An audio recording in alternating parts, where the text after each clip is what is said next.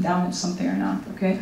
Also, post-head injury, you need to do it like 6 months after because you want to see what their baseline is going to be. We have an epileptic unit, so they do that for all epileptic patients, okay? So these are, it's useful and not, because you can have false positives and you can have false negatives, okay?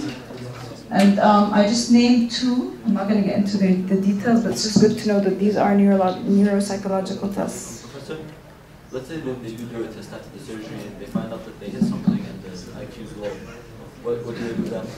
Oops. So usually, depending on the area where they're going to actually perform the surgery, they would already inform the patient that most likely they're going to lose some abilities because of where the tumor is respective to function.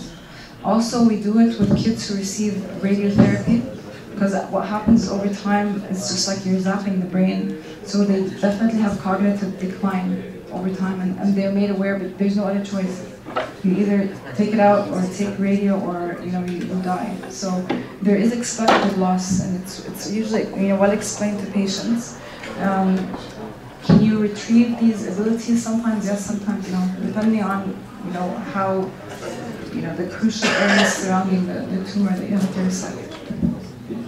Okay. All right. This is our last. So basically, you can also use psychophysiology as well as neuroimaging. I mean, these are all complementary. Okay. So as a clinician, you can resort to psychologists if you're a neurologist or a brain surgeon or a psychiatrist. You can get a lot of information from psychology assessments as long as you know what are the questions that you ask. So when I refer a patient to a psychologist, I just have a clinical question. I don't tell them what test to apply. It's not my business to do that. So I tell them, patient, certain age, my concern is, do they have a learning disorder or not? Okay.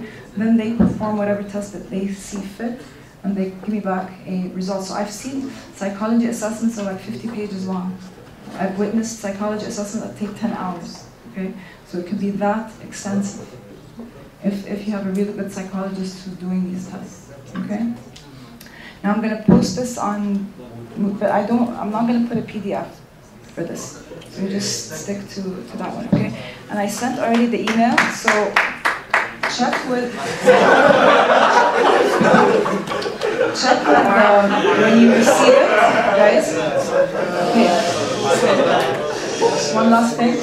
When you receive the email about the project, if you have any questions, all right, today, tomorrow, max. I don't want someone by next week, the day before, asking me, I don't know what to do. Because then I'm not going to respond, honestly.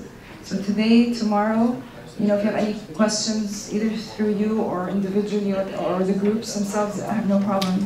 But when you get the email, it's very clear. So any questions today, tomorrow, just let me know, and then otherwise, you're on your own. Okay? Thanks.